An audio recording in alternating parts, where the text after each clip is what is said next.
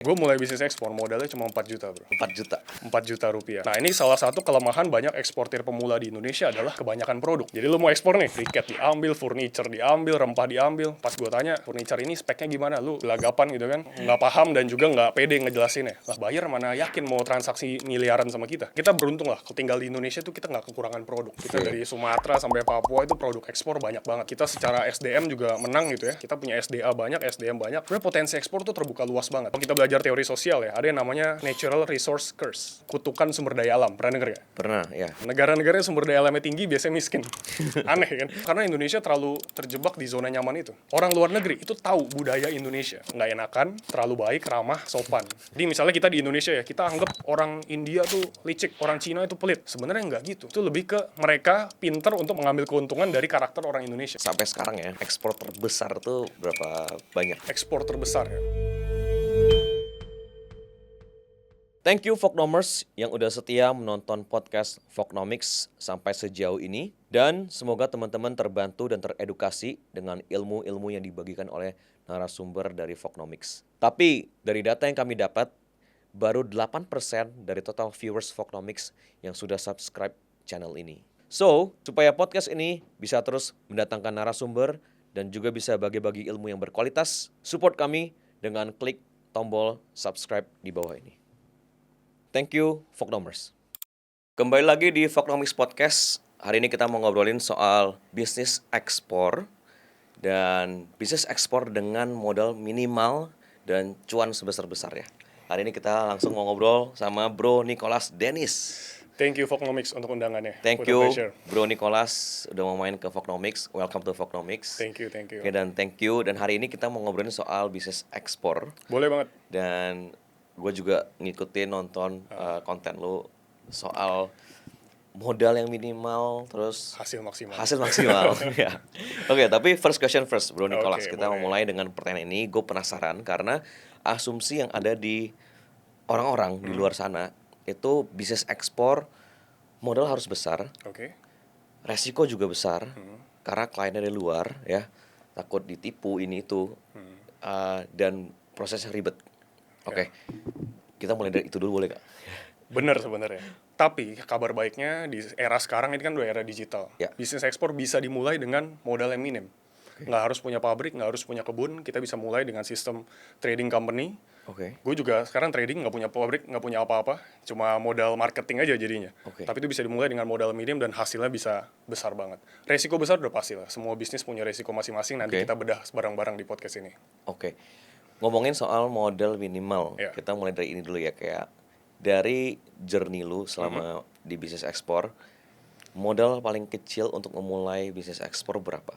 Oke, mungkin dari pengalaman gue pribadi dulu ya. Oh, dari lu sendiri ya? Gue mulai bisnis ekspor, modalnya cuma 4 juta bro. 4 juta? 4 juta rupiah. Kalau gue breakdown, mungkin legalitas, gue waktu itu pakai PT Perorangan sebenarnya, bukan pakai PT yang normal, karena waktu itu lagi booming. PT Perorangan, jadi gue coba 50.000 kan. Legalitas gue konsultasi kemana-mana udah bisa ekspor, jadi pakai itu legalitas awalnya. Lalu website waktu itu gue ambil anak magang SMK gitu kan, itu mereka sebenarnya nggak minta dibayar.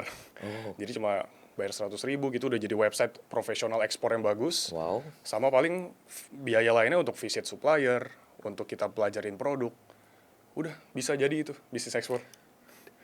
Dan langsung dapat cuan dari tentunya modal? Enggak ya. Tentunya enggak. Ini salah satu resiko bisnis ekspor adalah bisnis ekspor nggak instan. Nggak kayak kita jual gorengan gitu ya. Hari ini digoreng, terus kita sajiin ke customer langsung dapat duit, enggak. Bisnis ekspor, karena kebanyakan bisnis ekspor kan B2B, business to business. Kita butuh kuasain dulu produknya, kita butuh bangun trust. Lalu juga karena ini ke klien luar negeri, maka prosesnya lebih panjang. Jadi emang nggak instan. Tapi kabar baiknya bisnis ekspor, kalau kita lihat di data-data mungkin perusahaan atau orang-orang terkaya di dunia, bahkan di Indonesia, itu pasti hampir 100% semua bisnis ekspor, bro. Itu dari zaman dulu sampai zaman sekarang. Kalau kita lihat mungkin 10 orang terkaya di Indonesia, nggak mungkin ada yang cuma bisnis lokal. Semua bisnis ekspor. Pasti ada salah satu lini bisnisnya yang ekspor gitu ya? Pasti ada, iya. Nanti kita breakdown ya, kayak boleh. Sampai di modal berapa akhirnya lu bisa dapet cuan tadi ya? Tapi mungkin sebelumnya biar teman-teman Fognomics lebih kenal Bro Nicholas, boleh nggak share journey-nya Bro, atau background-nya tadinya apa, terus sampai akhirnya ada di bisnis ekspor ini gitu. Oke. Gue mulai bisnis ekspor pas kuliah. Oke. Jadi gue kuliah tuh era-era COVID. Waktu itu kan di rumah, nggak apa-ngapain. Jadi akhirnya kepikiran bisnis. Oke. Maksudnya ini blessing in COVID ya. Kalau nggak ada COVID mungkin gue nggak bisnis gitu. Oke. Jadi karena waktu itu diem aja di rumah, akhirnya nyoba sesuatu. Gue kuliah di Bandung, hubungan internasional. Jadi gue sebenarnya secara teori belajar soal ekspor. Oke. Nah waktu itu awalnya nggak langsung bisnis ekspor. Ya. Jadi gue mikir sama pacar gue, sekarang udah jadi istri ya. Bisnis apa nih yang bisa? Nah kebetulan waktu itu istri gue kan bisnis kopi. Oke. Jadi kita waktu itu trading kopi dulu nih. Hmm. Trading kopi Vince gitu ya, jual ke marketplace lalu ke B2B. Nah, Lokal dulu. Iya, lokal dulu. Oke. Belum kepikiran ekspor sama sekali. Oke. Itu awal-awal COVID. Jadi kan waktu itu kalau kita ingat 2020 2021 sebenarnya banyak kafe mulai muncul. Betul. Nah, jadi momentum itu kita tawarin ke kafe-kafe untuk bisnis kopi. Nah, sekarang gue ekspornya coklat. Nah, coklat itu mulainya adalah ketika gue datengin ke kafe-kafe, hampir semua kafe punya minuman coklat. Tapi suppliernya nih nggak jelas siapa gitu. Kalau untuk coklat, maksudnya coklat tuh masih dikuasai oleh pemain-pemain besar. Padahal coklat Indonesia juga mirip kopi. Kopi kan kita sering dengar ya, kopi Sumatera, kopi Sulawesi. Coklat juga ada, lu pernah denger ya? Jarang sih. Coklat Sumatera, coklat Sulawesi, Jarang coklat Papua. Nah waktu itu gue angkat itu. Oh. Jadi kita awalnya coffee single origin. Nah waktu itu kita geser ke coklat single origin. Oke. Gitu. Jadi awalnya seperti itu, masih lokal dulu. Sampai akhirnya kita ikut lomba untuk nambah modal ya. Karena waktu itu modal kita cuma 4 juta tuh cuma ya udah trading gitu-gitu aja. Lomba itu lomba apa ya? Lomba bisnis proposal. Jadi gua karena waktu itu masih kuliah ya, mahasiswa. Saya sering ikut lomba kan lumayan, dapat hadiah 3 juta, 5 juta. Waktu itu hadiahnya gue ikut lomba bisnis proposal dari Bea Cukai, Oke. Kementerian Keuangan. Hadiahnya 35 juta. Oke. Puji Tuhan menang. Dapat 35 juta. Dapat. Jadi itu modal tambahannya dari situ. Nah, waktu itu kita kepikiran ekspor karena ikut lomba itu. Karena ya kan itu lomba di Bea Cukai nih. Banyak yang nanya, ini udah dijual ke luar negeri belum? Dulu gua mana kepikiran, bro, jual ini ke luar negeri. Iya, iya.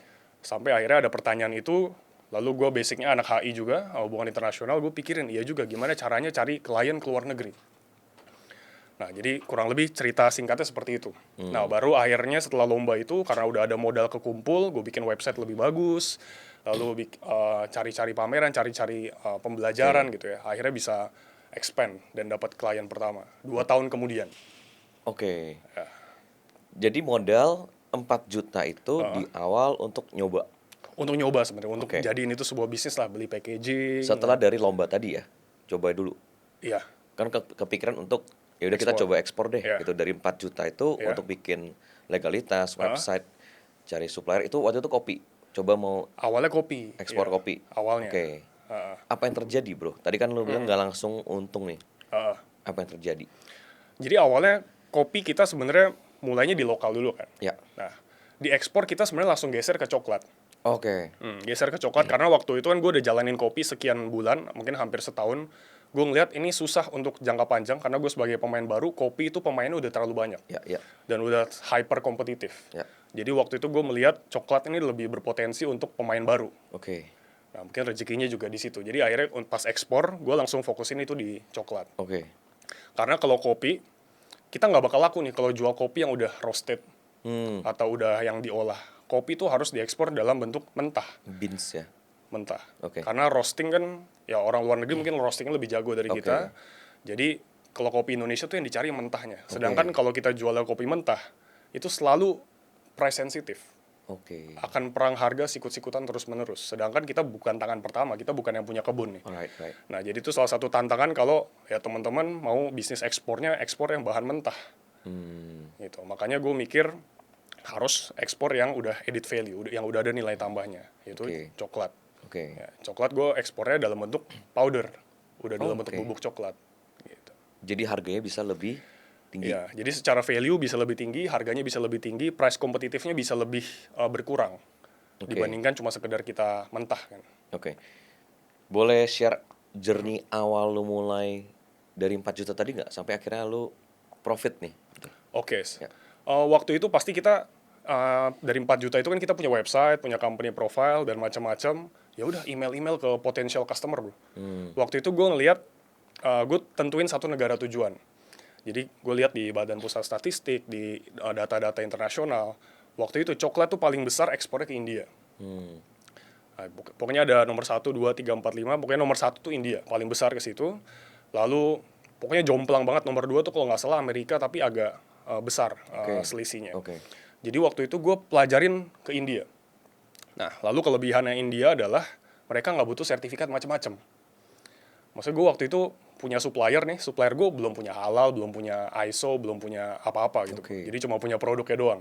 Dan yang menerima itu cuma India. Kalau gue ekspor ke Eropa, mereka butuh sertifikat macam-macam. Kalau mau ke Malaysia, mau ke Timur Tengah butuh halal. Nah, India waktu itu emang nggak butuh sertifikat apa-apa, jadi gue fokusin di sana. Nah, jadi apa yang gue lakukan, gue cari tahu tentang India, sampai skripsi gue tuh tentang India, bro. Saking gue bener-bener mau fokus ke sana. Sampai ke sana pergi ke sana setelah ekspor. Setelah ekspor gue pergi ke sana. Gitu. Nah, jadi waktu itu yang dilakukan adalah ya cari potensial customer siapa. Nah, gue kan bubuk coklat. Yang pakai bubuk coklat tuh kebanyakan mungkin kafe, lalu juga industri-industri, pabrik biskuit, sereal. Ya udah, gue cari di Google. Itu kan bisa dicari secara gratis. Sekarang kan informasi udah terbuka luas kan. Ya udah, di-emailin satu-satu, ribuan email, yang balas mungkin cuma 5 gitu kan. Ya, seperti itu sampai akhirnya ya mungkin karena terus dilakukan, di follow up, ada yang nyangkut satu. Ada yang nyangkut satu pun ngepres banget dia mintanya. Jadi cuan awal gue pas ekspor pertama itu nggak nyampe 10 juta satu kontainer. Karena waktu itu gue mikir, ya udah nih pokoknya tembus dulu aja. Untuk pecah telur dulu, pokoknya ada nama dulu, ada portofolio, baru akhirnya kan bisa kita expand sambil ya bangun experience dan bangun relasi juga dengan mereka. Gitu. Sampai sekarang masih ekspor coklat? Sampai sekarang masih fokus ekspor coklat. Berarti udah berapa tahun kalau dihitung? Jalan 5 tahun ya. Bisnis ekspor jalan 5 tahun? Jalan 5 tahun. Mungkin pertanyaannya adalah,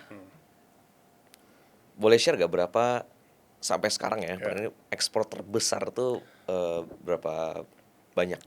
Ekspor terbesar ya? Mungkin gue menceritain satu pengalaman ini. Tahun 2024, gue mengalami satu masalah, yaitu kebanyakan customer. Masalah, good problem dong? Good problem. Jadi waktu itu 1 bulan tuh bisa gue closing 8 sampai hampir 10 kontainer. Nah, tapi apes juga. Karena 2024, kalau kita trace back gitu ya, coklat tuh gagal panen. Jadi untuk kakao, itu 70% tuh diproduksi Afrika. Ghana sama Ivory Coast. Mereka gagal panen. Indonesia tuh cuma sekian persen. Nah, satu dunia, karena biasanya nyari coklat ke Afrika, mereka nyari ke Indonesia semua. Jadi rebutan barangnya. Jadi gue punya order 8, mereka udah DP semua, terus boom, coklat gagal panen, pabrik nggak bisa produksi segala macam. Akhirnya jadi masalah juga, bro. Gitu. Itu rekor sekaligus ya good moment dan bad moment juga. Tapi kan jadi belajar ya. Kalau ternyata ekspor tuh nggak sekedar kita kirim barang, jualan, tapi harus memahami supply chain. Mungkin sekalian share juga gimana cara lo handle kasus itu waktu itu? Handle kasus itu tentunya ada yang refund, jadi tergantung customernya ya. Maksudnya gue kan pasti harus transparan. Kita sebagai penjual harus transparan apa yang terjadi. Waktu itu gue bilang, ya ini kita kendala quantity, kendala supply. Jadi opsinya ya nunggu atau refund.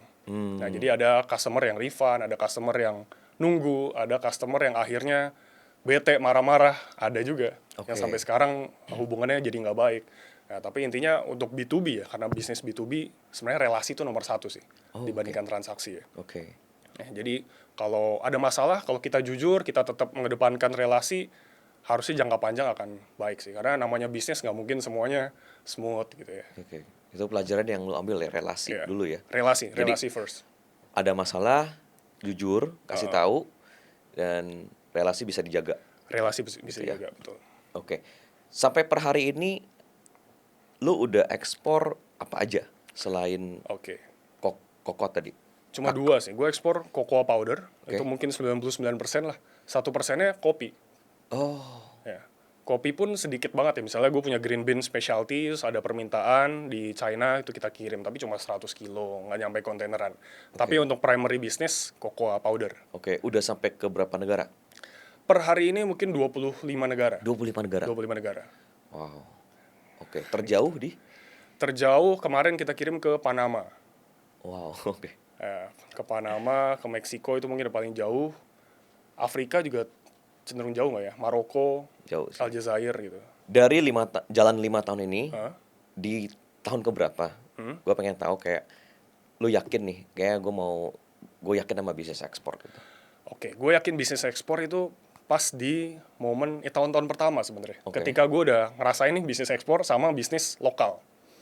Bisnis ekspor itu, misalnya gue deal dengan satu orang ya, Ya, tapi kuantitinya kan langsung gede. Value-nya langsung gede dan bisa berkali-kali lipat di multiply gitu. oke. Lalu juga potensi negaranya banyak. Kita kalau di Indonesia, misalnya suatu saat Indonesia kolaps tiba-tiba, Ya. bisnis kita ikut kolaps. Oke. Tapi kalau ekspor, karena kita ke banyak negara ya, misalnya gue ada ke India, ada ke Timur Tengah, ada ke Afrika, ke Amerika. Misalnya Timur Tengah kolaps seperti hari ini gitu kan, ada perang. Ya. Kan masih ada negara lain gitu. Kita bisa Oke. support India, kita bisa ke Afrika. Jadi itu pertama kenapa bisnis ekspor tuh sangat scalable. Sangat scalable dan gue jadi yakin karena potensi pasarnya tuh besar banget. Kalau kita fokus jualan di Indonesia nih marketnya terbatas. Kita cuma punya 200 juta sekian.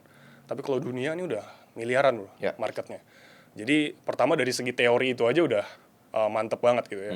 Lalu kedua dari segi ya relasinya juga. Relasi dan energi sebenarnya. Energi yang kita keluarkan untuk customer. Ya. Contohnya gue dealing dengan satu customer di Maroko gitu ya.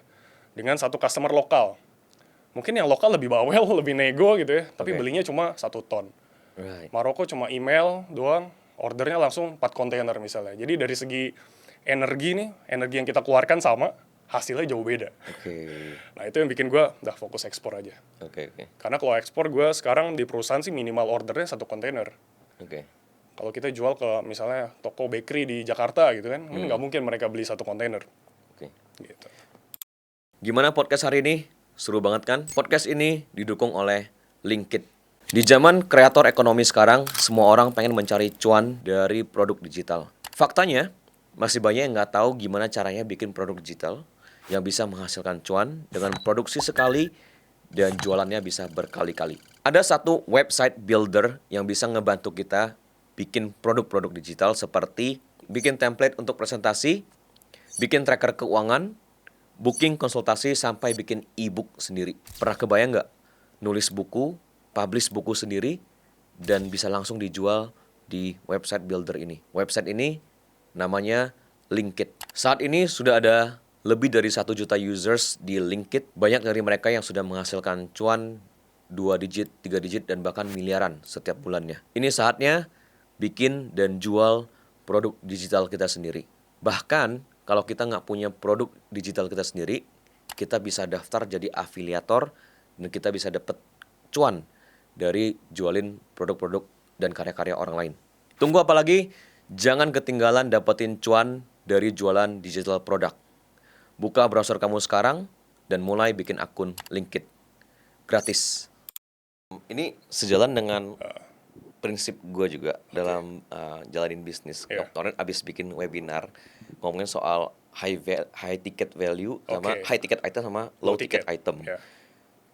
Dua-duanya, contoh mungkin di properti ya. Yeah. Properti 10M sama properti 1M. Yeah. Energi dan waktu yang dikeluarkan sama.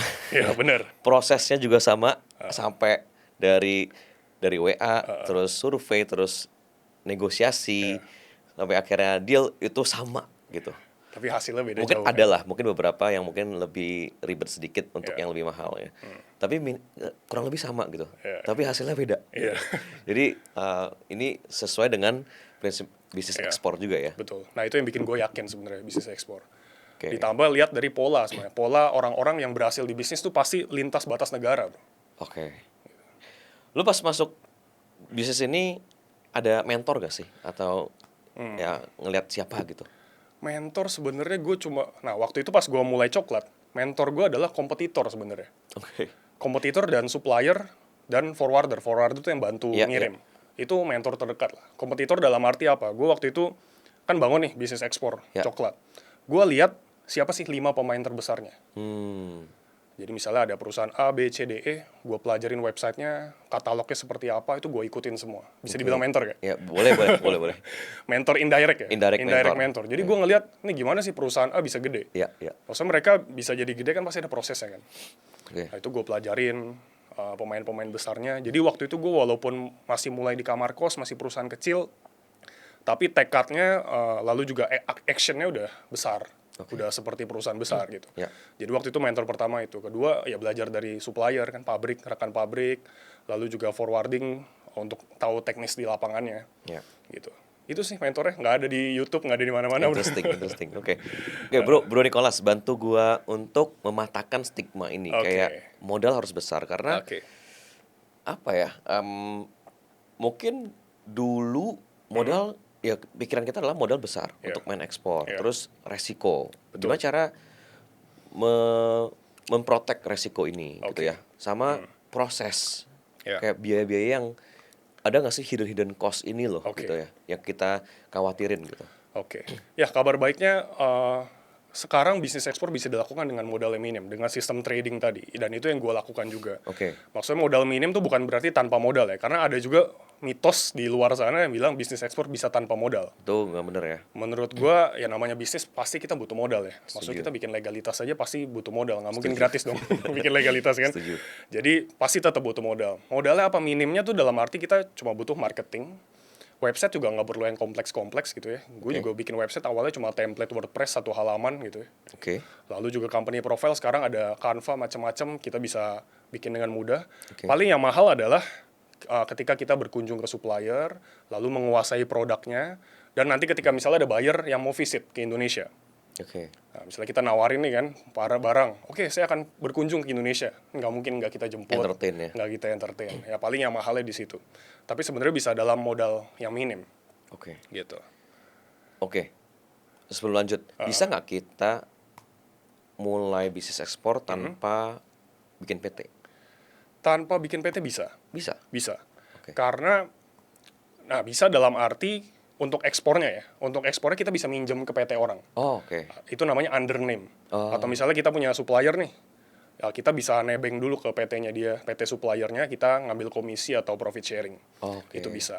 Tapi kalau jangka panjang, namanya kita bangun bisnis, ini kalau dari perspektif gue, kalau kita nggak mau ngurus legalitas, berarti kita belum serius bangun bisnis. Karena yang namanya bisnis kita harus legal dong. Kalau kita nggak mau ngurus legalitas kan berarti tanda tanya, berarti kita sendiri nggak yakin gitu untuk masa depan bisnis ini.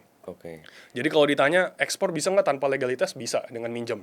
Itu normal practice ya? Itu normal practice. Under name itu? Normal practice, under name. Karena nggak semua produk juga bisa kita ekspor sendiri sebagai trader.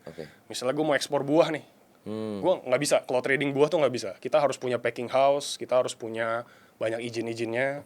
Atau kita mau ekspor seafood, frozen tuna gitu. Itu kita juga nggak bisa sebagai trader. Karena kita harus butuh sertifikat kelayakan pengolahan yang hanya dimiliki oleh supplier. Nah itu biasanya ya main komisi, dan itu udah general practice di bisnis ekspor. Next one adalah resiko ditipu.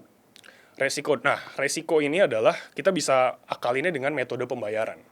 Nah, ekspor modal besar tuh seringkali dipikirinnya, kita harus bayar dulu nih ke supplier gede buat nalangin produknya gitu kan. Kadang-kadang yang kepikiran itu, atau kita harus punya unit produksi dulu, harus dibagusin dulu. Padahal enggak juga. Karena gue closing pertama kali, itu langsung bayar 100% di depan. Nah, jadi itu yang bikin bisnis ekspor sebenarnya bisa dengan modal minim adalah dengan kita mainin metode pembayaran. Nah, jadi general practice-nya adalah kita minta DP ke customer. Contohnya lu mau beli nih, gue minta DP ke lu 30%, DP itu kita bayar ke supplier. Nah nanti barangnya udah jadi nih, kita minta pelunasan. Nah jadi kita sebagai penengah nggak perlu ngeluarin modal untuk barang itu. Gitu. Nah tapi kita sebagai trader ya kita mengeluarkan modalnya untuk customer acquisition cost, untuk mendapatkan customer. Nah, untuk mendapatkan customer kan kita butuh bangun website, bangun branding perusahaan. Gitu. Apa security buat mereka, bro? Security buat mereka? Mau DP di depan? Ya, trust ya. Ini ya bagian dari skill juga kan, trust dan negosiasi.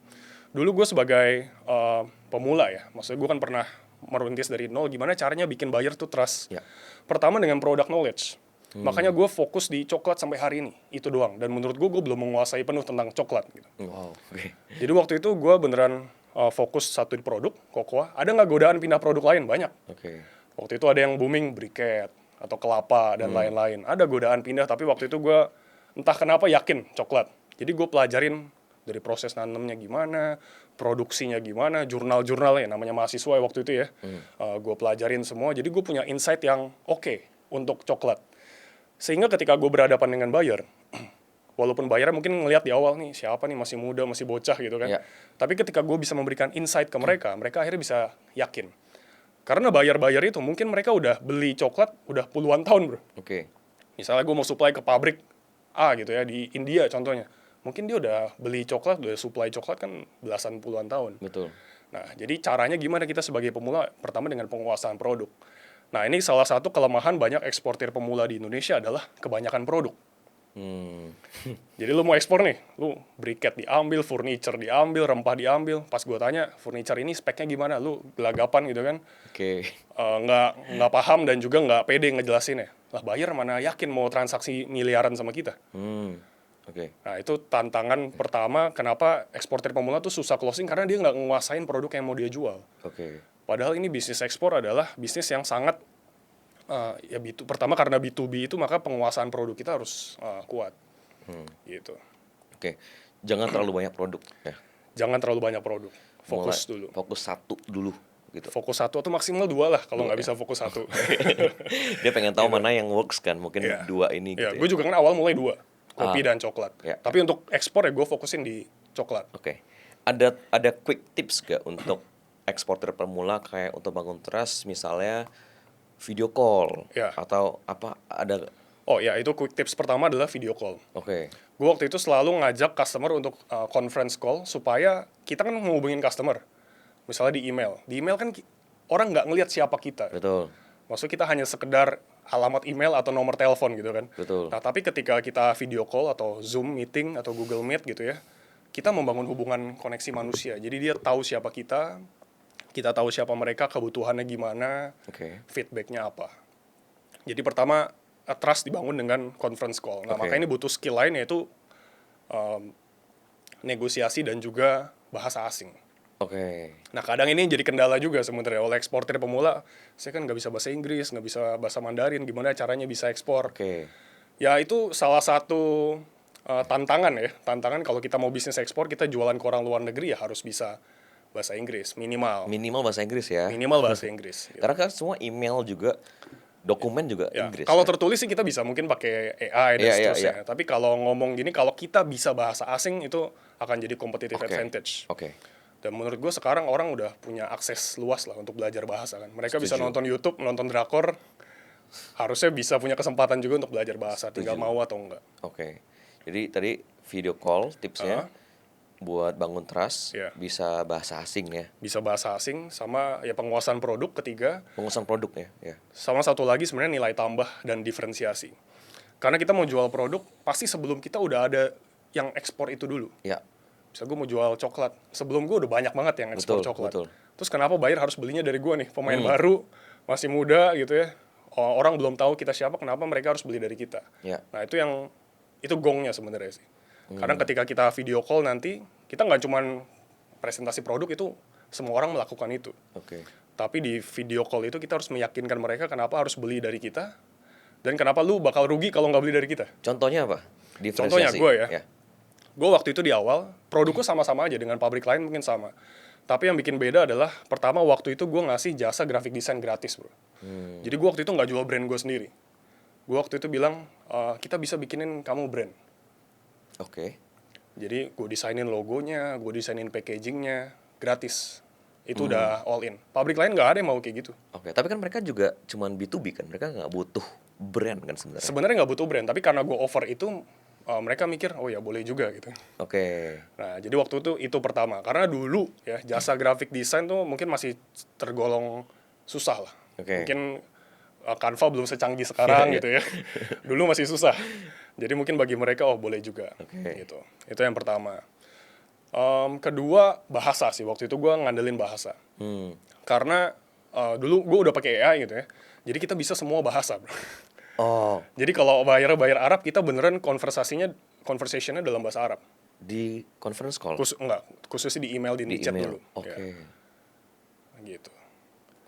Itu pabrik lain, mungkin supplier lain banyak yang kendala bahasa, banyak yang nggak punya itu. Nah, gue waktu itu ambil keunggulannya adalah dengan kita bisa ngomong pakai bahasa kalian. Ya tentunya dengan AI dan juga dengan macam-macam teknik ya. Tapi itu jadi salah satu keunggulan. Kenapa? Karena nggak semua buyer tuh bisa bahasa Inggris. Lalu juga kalau kita berkomunikasi pakai bahasa mereka, mereka jadi bisa lebih open, lebih terbuka. Oke. Nah, itu waktu itu seperti itu tipsnya. Kalau dari segi produk, Ya, apakah ya sama-sama aja mungkin ya? Yang produk sama-sama. Oh, gue bedainnya di packaging juga. Nah, packaging waktu itu gue bikin yang 3 lapis. right.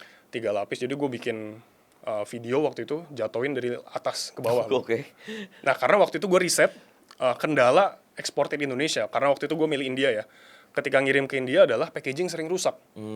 Gue nggak tahu karena mungkin mereka masih pakai tenaga manual semua, jadi gampang robek Right. dan seterusnya. Right. Jadi waktu itu gue meyakinkan customer nih packaging kita kuat. Kita udah jatuhin dari lantai 2 kuat. Kita Oke. bikin 3 lapis dan ya pokoknya kuat lah, beda dari pabrik-pabrik lain. Dan juga bisa pakai logo kalian. Nah itu sebenarnya gongnya di sana. Dan terakhir price kompetitif juga sebenarnya. Ya, gimana cara price kompetitif ya? Nah, karena kita Pemain fokus, pemula gitu. ya karena gue fokus, gue sering ribuan email gitu gue kirim, gue lama-lama tahu bro, target price yang tepat tuh berapa. Wow. Oke. Karena kan kalau video call gue suka nanya kan, coba kamu dapat dari pabrik lain berapa emang? Nah kan lama-lama kita tahu nih. Terus misalnya gue datang ke pameran-pameran gitu kan, ada pabrik coklat, gue coba tanya price listnya berapa. Gue lama-lama jadi apal angka-angkanya di otak gue. Jadi gue waktu itu untuk closing pertama gue sengaja rendahin untuk tembus dulu. Oke. Jadi itu cara gue bikin mereka merasa rugi kalau nggak beli dari gue. Dan akhirnya bayar 100%. Oke. Gitu. Right. Oke, mungkin teman-teman yang pengen mulai ini punya pertanyaan ini kayak sebenarnya kita banyak nggak sih yang bisa diekspor gitu ya? Oke. Atau pemainnya udah banyak, semua juga udah diekspor. Iya. Gue mau masuk kemana gitu kan? Oke. Ya. Ya ini salah satu banyak pertanyaan juga adalah ya produk apa nih yang harus diekspor. Iya. Sebenarnya Indonesia ya, kita beruntung lah. Kalau tinggal di Indonesia tuh kita nggak kekurangan produk. Kita Oke. dari Sumatera sampai Papua itu produk ekspor banyak banget bro. Right. Dan juga kita secara SDM juga menang gitu ya. Artinya secara quantity kita top berapa ya? Top 4 ya. Top 4 dunia. Kita punya SDA banyak, SDM banyak. Sebenarnya potensi ekspor tuh terbuka luas banget. Oke. Nah tergantung kita emang cari potensinya dan ini harus ya tergantung kita masing-masing. Keadaan masing-masing. Gue waktu itu keadaannya adalah ya karena adanya kopi, coklat. Maksudnya bukan berarti gue suka coklat, ada peluang coklat. Enggak, cari dari awal juga. Tapi karena kebetulan momentumnya adanya itu, ya gue pilih itu. Nah ini kan masing-masing dari kita kan pasti punya momentum. Oke. Misalnya ada yang dari Bandung misalnya, ada di sekitarnya ada banyak perkebunan apa gitu ya, perkebunan kopi atau perkebunan apa, atau misalnya keluarganya punya peternakan, atau omnya di kampung punya perkebunan ini, itu bisa banyak cara. Teh bisa. Teh bisa, tapi nah ini makanya pentingnya penguasaan produk dan riset produk. Yeah. Kalau teh itu kita agak susah bersaing sama India dan Sri Lanka. Gitu. Karena mereka secara kualitas mungkin kualitas Inggris dan Eropa, secara harga rendah. Oke. Nah, jadi ini tergantung produk. Jadi nggak semua produk emang cocok untuk diekspor. Oke. Berarti pertanyaannya adalah gimana cara best practice untuk sourcing, ya benar ya? Ya. Untuk sourcing dapetin mau ekspor apa gitu kan? mau ekspor apa. Pertama, paling gampang sih komunitas ya. Oke. Community. Karena supplier tuh kadang nggak muncul di internet. Emang secara teori kita bisa cari supplier lewat Google Map, lewat Facebook, lewat Instagram. Tapi ada banyak supplier tuh yang sebenarnya kita bisa dapetinnya cuma dari network. Right. Nah, maka pertama mungkin saran ya, kalau teman-teman mau ekspor atau mau bisnis apapun dapat supply bagus, ya gabunglah ke network komunitas-komunitas bisnis, komunitas ekspor gitu ya. Karena pasti bisa saling melengkapi. Oke. Kedua, pameran paling gampang.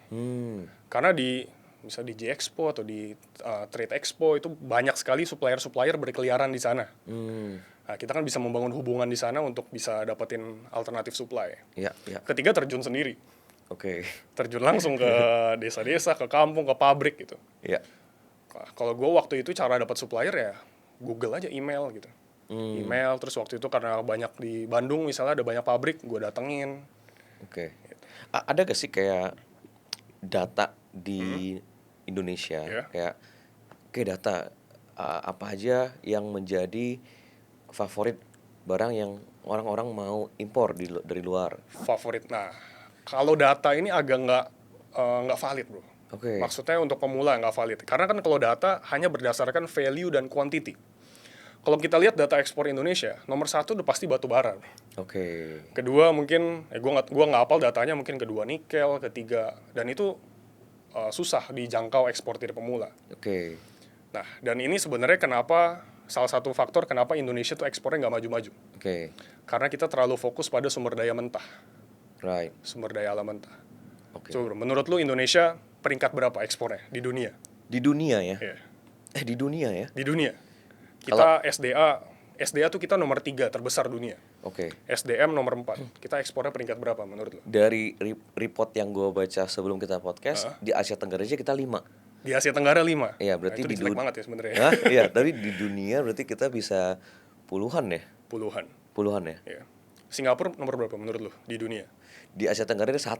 Oh ya, Asia Tenggara pasti. Di dunia satu. top 10 ya? Top 10. Wow. Lu pernah ke Singapura? Kecil banget, nggak ada apa-apa. Tapi Betul. kenapa dia ekspornya bisa tinggi?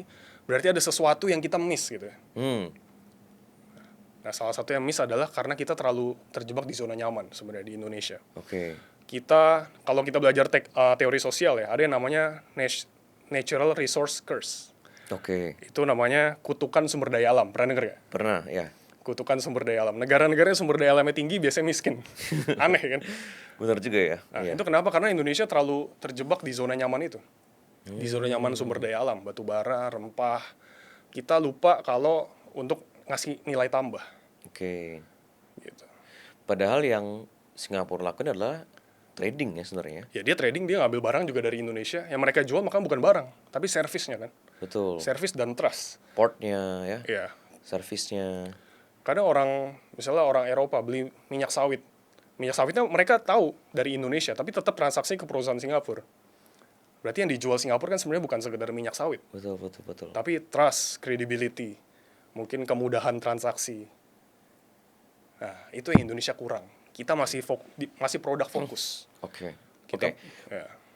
Bro, buat teman-teman yang mau mulai, boleh nggak mungkin share dari komunitas Oke. yang lu udah join atau Oke. komunitas yang lu bikin juga, mau mulai misal top 5 yang mereka bisa coba-coba sourcing apa? Oke, produknya ya. Ya. Oke, sebenarnya pertama, ini kalau untuk anak muda khususnya. Kalau untuk anak muda sebenarnya gue sekarang mulai untuk educate mereka nggak fokus di produk fisik. Oh, oke. Jadi ekspor tuh nggak semerta-merta harus kontainer, harus produk fisik. Ada Gitu ya? banyak produk-produk lain yang sebenarnya kita bisa develop sebagai anak muda. Contohnya, gue punya satu teman, dia ekspor template PowerPoint, bro. Hah. Produk digital dong ya? Iya. Oke. Dia jual di envato.com, template PowerPoint, satu template mungkin, ya gue lupa harganya, anggaplah $3 lah. Terjual 1.000 udah berapa? Itu udah ekspor. Oke. Gue sendiri ekspor produk digital, bro. Oh, Gue waktu wedding kan gue aransemen lagu, beli aransemen lagu, itu kan udah hak milik gue. Ya. Terus gue jual ke e-commerce. oh bisa ya, resell ya? Iya. Oke. Karena itu kan udah hak milik gue, aransemennya. Walaupun bukan gue yang aransemen. Gue jual di aplikasi music sheet gitu. Banyak yang beli. Oke. Nah, itu kan sebenarnya produk digital. Produk digital dan ekspor gitu ya. Oke. Interesting. Oke. Jadi ekspor nggak harus produk fisik. Jadi teman-teman bisa ekspor ya produk-produk digital. Tentunya ya banyak lah yang bisa kita ekspor ya untuk produk digital. Lalu jasa juga bisa kita ekspor. Ya, Singapura kenapa dia ekspornya tinggi? Karena ekspor jasanya tinggi. Konsultan, bankers. Nah, Indonesia SDM tinggi. Harusnya kita punya potensi besar untuk ekspor jasa profesional ya. Bukan sekedar tenaga kerja biasa TKI ya. Oke. Tapi tenaga kerja profesional. Misalnya, kita kontraktor lah, contohnya arsitek.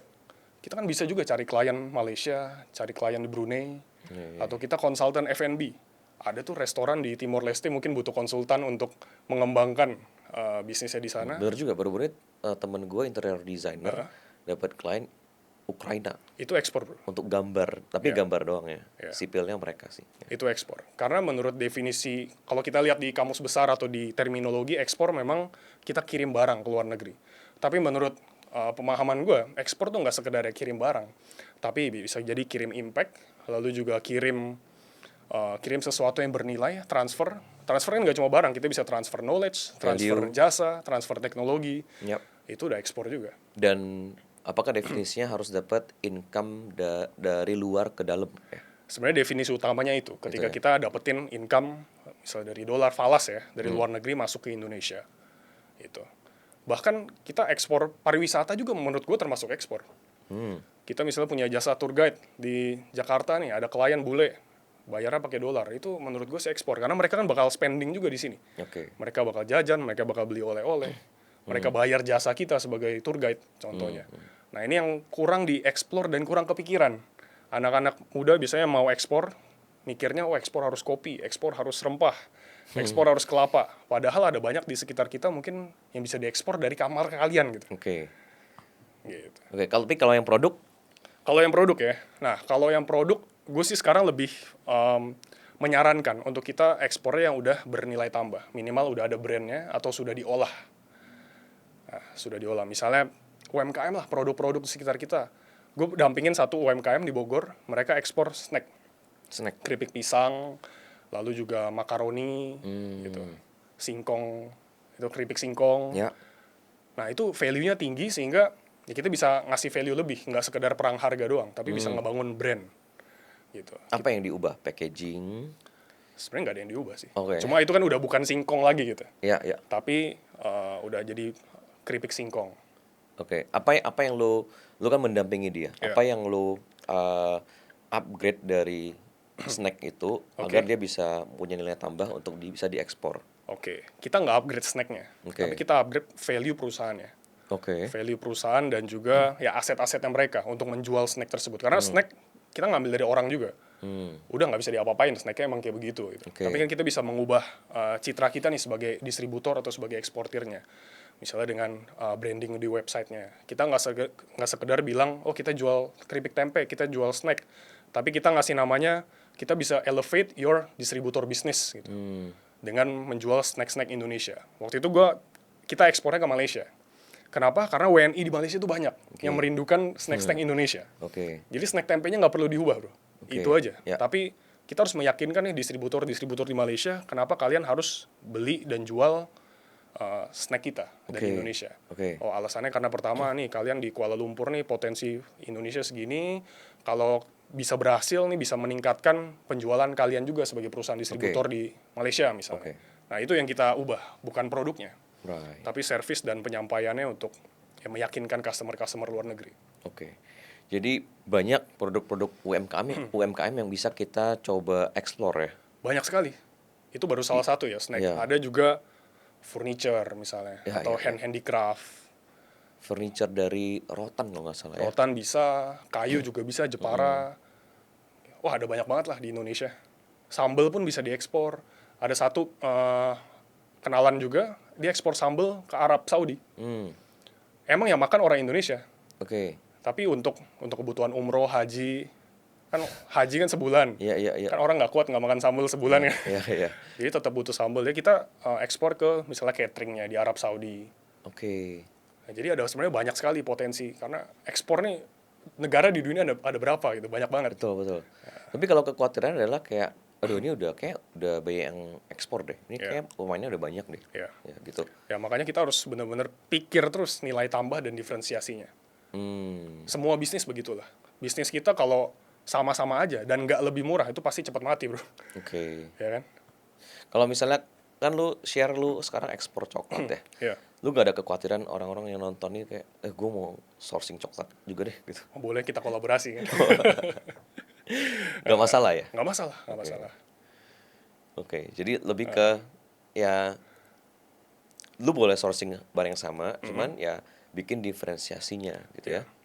Barangnya boleh sama, tapi pasti diferensiasi cara kita menjual itu kan pasti beda-beda setiap orang. Right.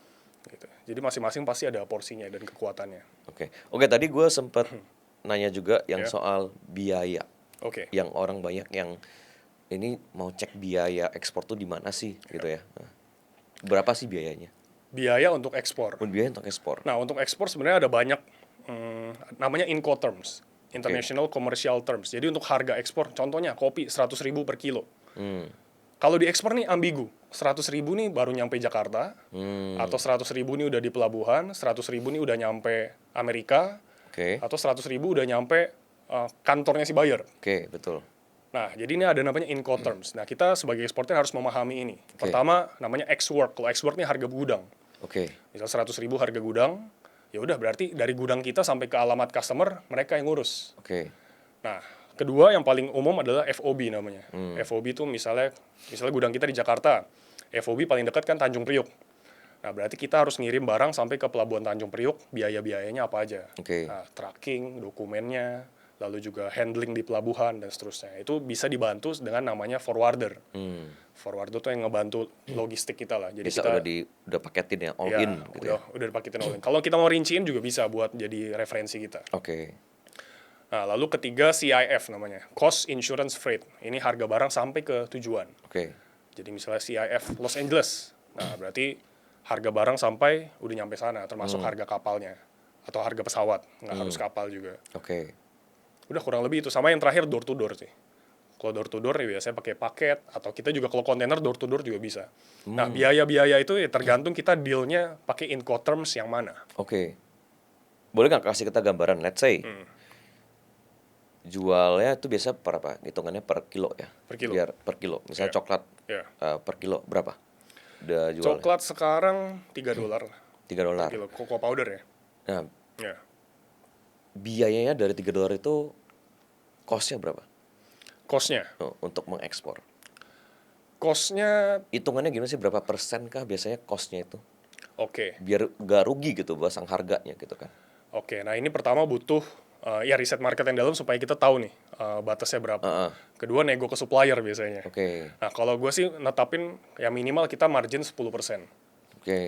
Net profit 10% tuh sebenarnya udah gede banget. Kalau di bawah itu rugi ya? Di bawah itu sebenarnya masih untung. Tapi itu lebih ke target aja sih. Marginnya 10%. Gitu. Dan pilihan-pilihan tadi kan ada FOB, X-Work. Kapan orang harus FOB? Kapan orang pilih X-Work? Nah ini negosiasi sama buyer. Karena ini tergantung situasinya customer juga.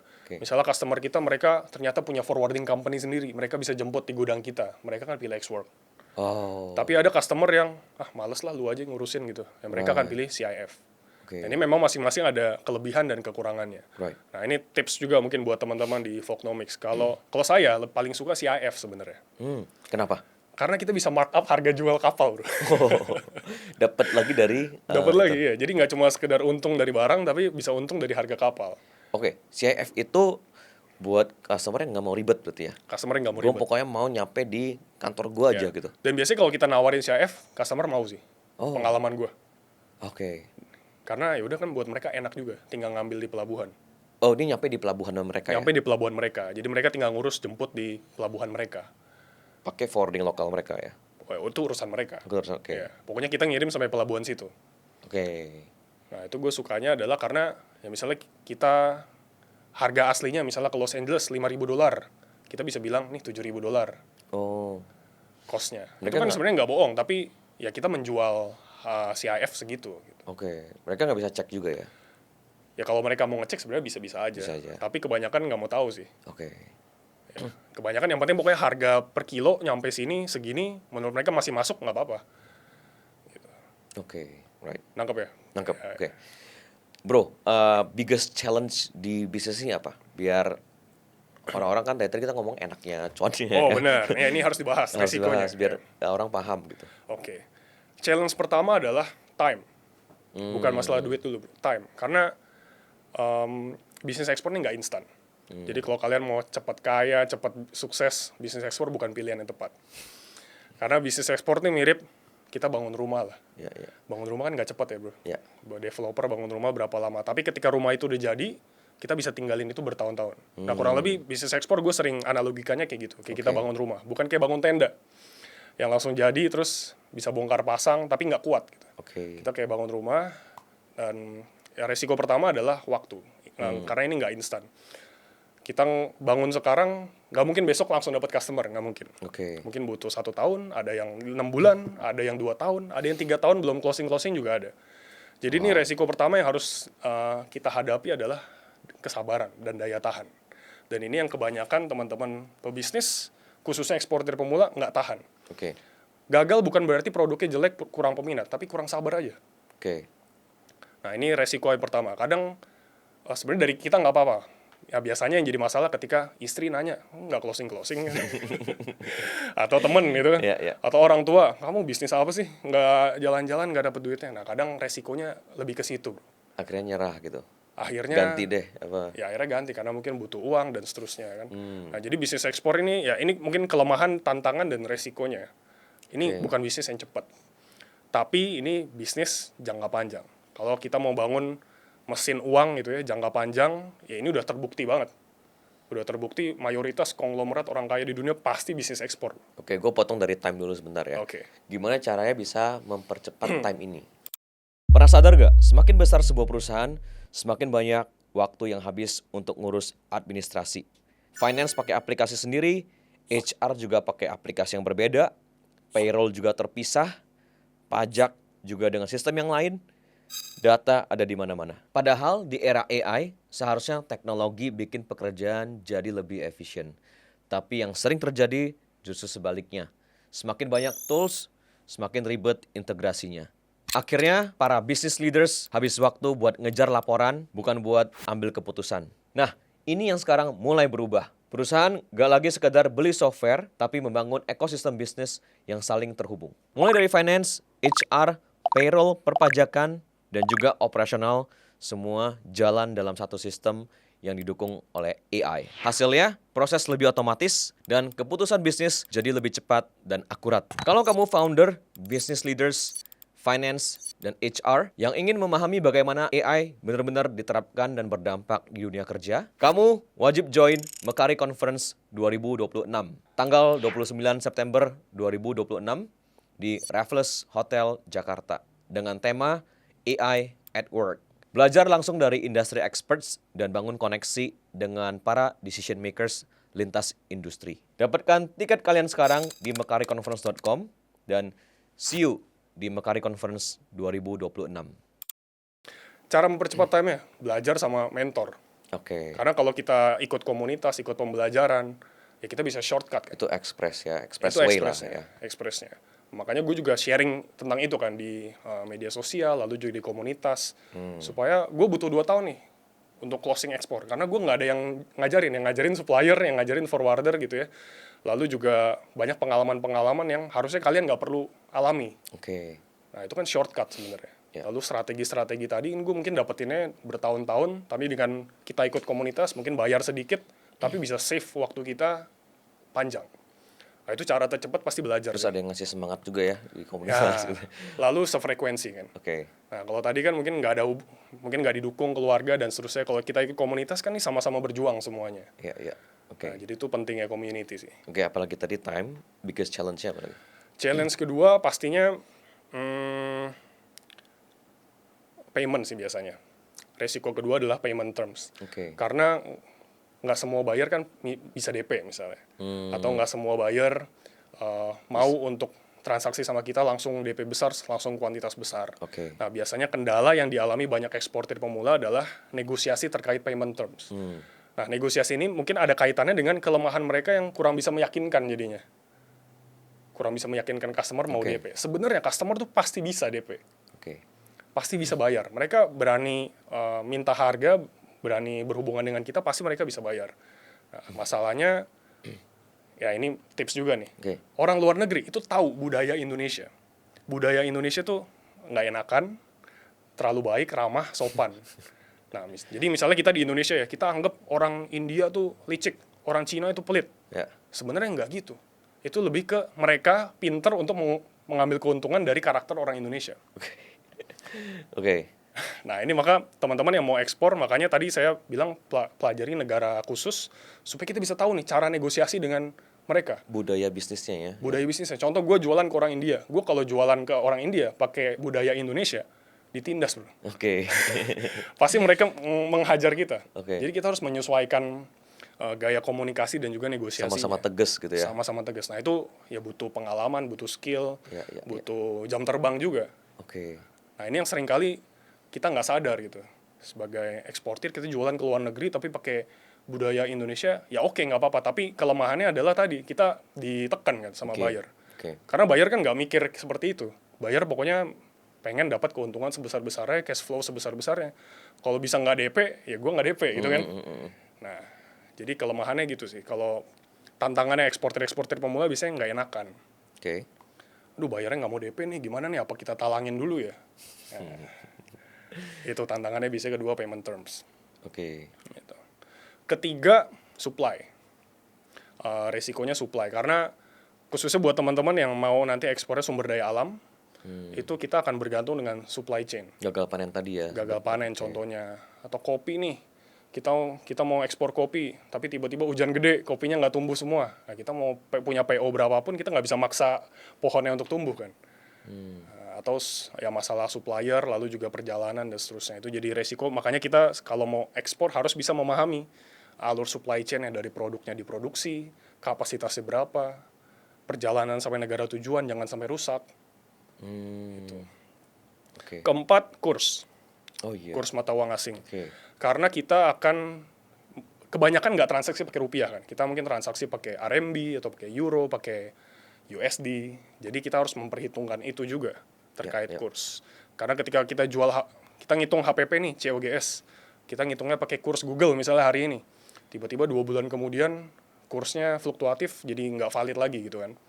Nah, jadi ini seringkali resiko yang nggak diperhitungkan oleh teman-teman eksportir, kurs.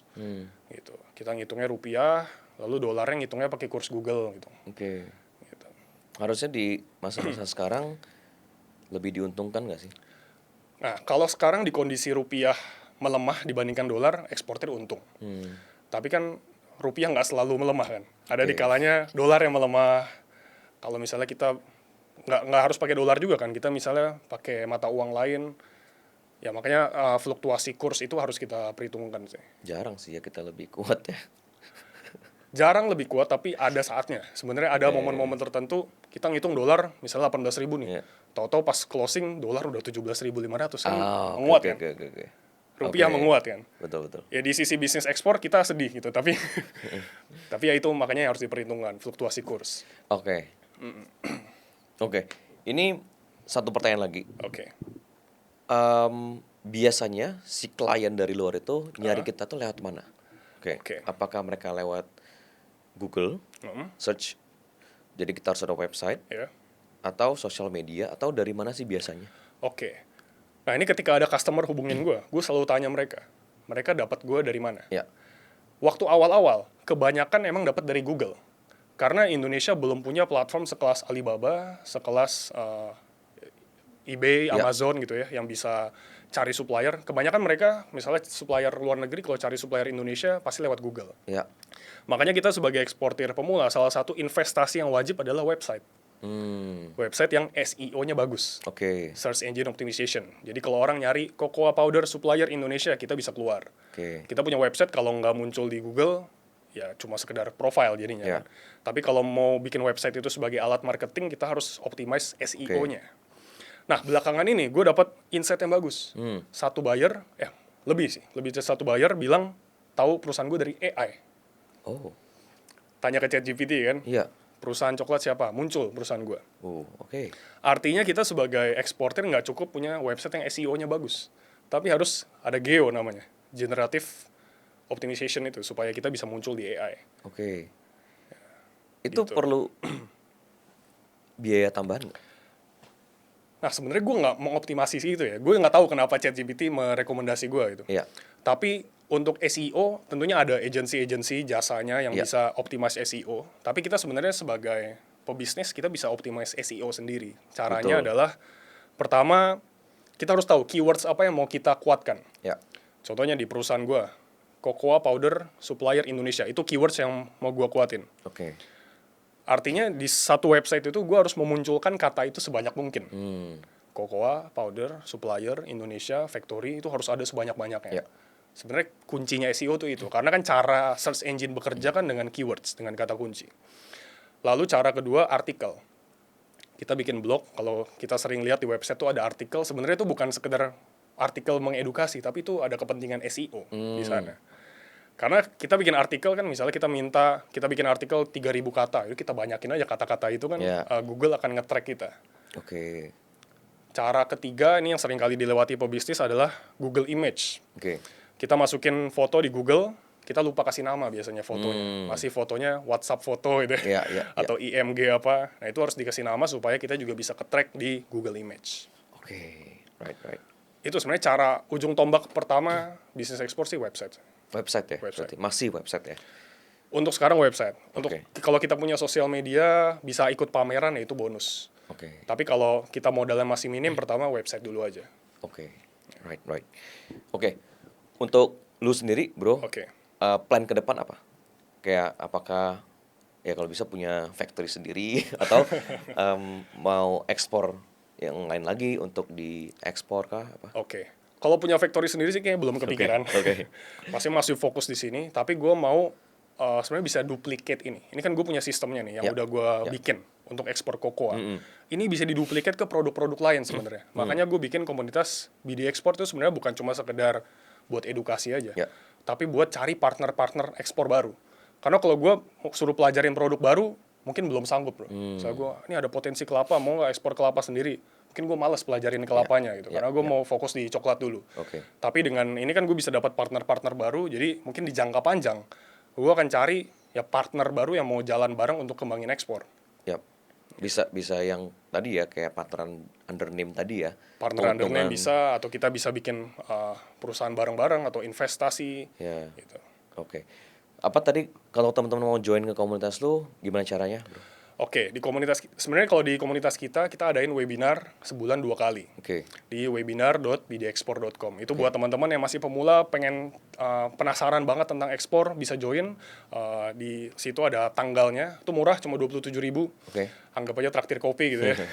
Karena ya gue pengen bikin ya pokoknya kalian tahu dulu mindsetnya, langkah-langkahnya soal ekspor. Nah, baru setelah webinar itu kita ada, kalau komunitas berbayar ya, kita ada online course-nya. Itu udah kita bongkar semua lah, resep-resepnya, strateginya, tinggal dipraktekin dan contekin. Dan karena gue mau pengen bikin impact ini besar, gue akan cashback 100% untuk mereka yang berhasil ekspor. Wow, berhasil tuh closing ya? Closing.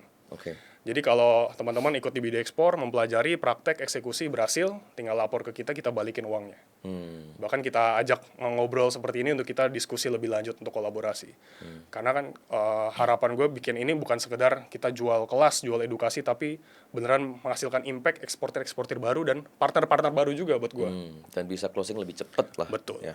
Jangan sampai ada yang setahun, 2 tahun nggak closing ya. Ya, sebenarnya bisa cepet. Tinggal strategi dan arahannya aja kan. Dan itu yang diajarin ya. Iya. Gitu. Oke. Untuk menutup. Ini tadi kita harus sempat ngomong juga Indonesia kita di Asia Tenggara nomor 5 ya. Padahal ada dari segi ranking eksportir. Padahal dari segi GDP kita salah satu yang terbesar, nomor 2 kalau nggak salah di Asia Tenggara gitu ya. Apa harapan lu ya? Dan apa input untuk ekosistem ekspor ini biar kita harusnya kita bisa nih gitu, dengan resource kita, dengan populasi kita gitu ya. Ya, Indonesia itu potensinya gede banget. Kita sumber daya alam gede, sumber daya manusia gede. Tapi itu dia sayangnya ekspor kita masih rendah. Kenapa? Karena zona nyaman tadi. Kita masih terjebak di produk-produk mentah. Maka Indonesia ke depannya kalau kita mau bersaing, kita harus ciptain nilai tambah. Kita bisa belajar dari tetangga kita, Thailand, Vietnam. Kenapa mereka bisa besar? Yang diekspor bukan sekedar beras lagi bro, Vietnam. Sekarang mereka ekspor mobil. Ya kan? Mereka ekspornya udah aplikasi. Malaysia udah ekspornya macam-macam. Nah, sedangkan Indonesia kita masih berkutat di ekspor sumber daya alam mentah. Itu yang bikin ekspor kita stuck. GDP kita besar kelihatannya. Tapi kalau dibagi per kapita gitu kan jadi rendah juga. Maka sebenarnya pesan untuk teman-teman khususnya generasi muda, kalau kita mau bisnis ekspor, harus berpikir lebih kreatif. Maksudnya jangan ekspornya harus kelapa doang, atau harus rempah-rempah, makanan. Tapi kita bisa ekspor produk-produk lain. Ya kan? Jasa konsultan, podcast gitu ya. Fognomics kan bisa diekspor juga. Ini ekspor juga ya? Iya. Kalau kita bisa punya audiens luar negeri, kita bisa ngasilin revenue dari sana, itu menurut gue ekspor juga. Dan itu kekurangan Indonesia. Gitu. Kita nggak sadar nih, misalnya kita nonton ini, teman-teman nonton ini dari YouTube. Sadar nggak YouTube itu produk ekspornya Amerika? Alphabet, Google kan? Nah, Indonesia tuh belum punya itu. Kita masih, ya itu dia, produk fisik. Sedangkan ekspor tuh nggak sekedar produk fisik juga. Ada produk jasa, kita bisa diekspor, produk digital. Film, kita nonton di bioskop, film-film dominasi Spider-Man, macam-macam, itu kan produk ekspor. Studio film di Amerika, di Hollywood, ngejual film ke seluruh dunia. Itu ekspor. Indonesia masih kurang itu. Film-film Indonesia, mungkin ada yang udah go internasional ya. Jumbo, The Raid gitu ya. Tapi kita masih kekurangannya di produk-produk kreatif itu. Oke. Dan ini kan butuh bantuan kita sebagai generasi muda. Generasi muda yang menciptakan produk-produk kreatif, produk jasa yang unik, yang bisa dijual ke seluruh dunia. Oke. Transfer knowledge, transfer nilai tambah, nggak sekedar transfer produk lagi jadinya. Nah ini yang dibutuhkan Indonesia dan ini PR besar. Maka ekosistem ekspornya yang selama ini udah berjalan masih cenderung ke ekspor yang tadi, pertambangan, perkebunan.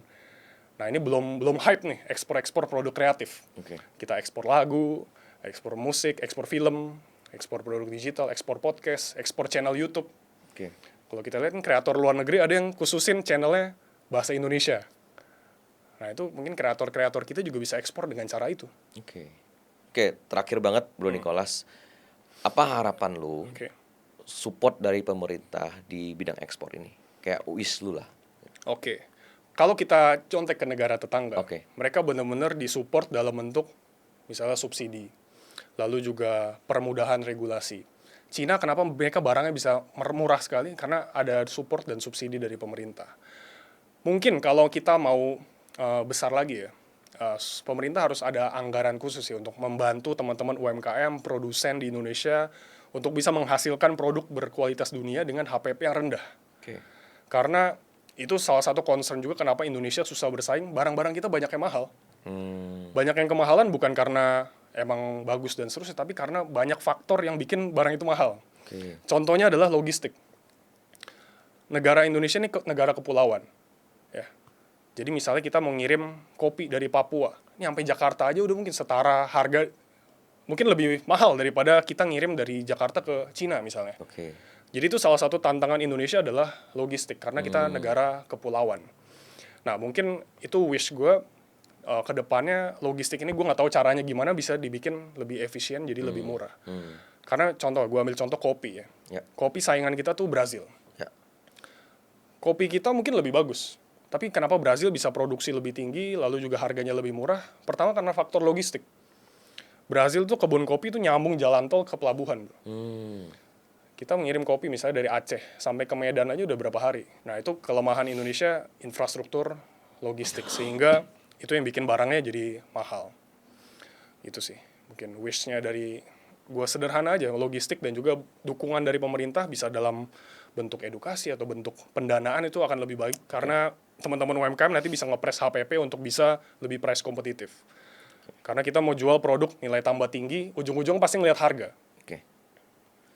Kalau kita harganya terlalu melampaui, akhirnya Indonesia jadi nggak kompetitif lagi di pasar internasional. Gitu. Siap, thank you Bro Nicholas. Thank you. Udah sharing-sharing lumayan detail ya about ekspor. Teman-teman nonton kebantu banget lah, gue percaya ya. Dan sukses terus buat ekosistem ekspor Indonesia. Siap. Sukses buat komunitas lu juga. Oke. Kita ngobrol-ngobrol lagi di lain waktu. Thank you. Thank you, Fognomics. Economics.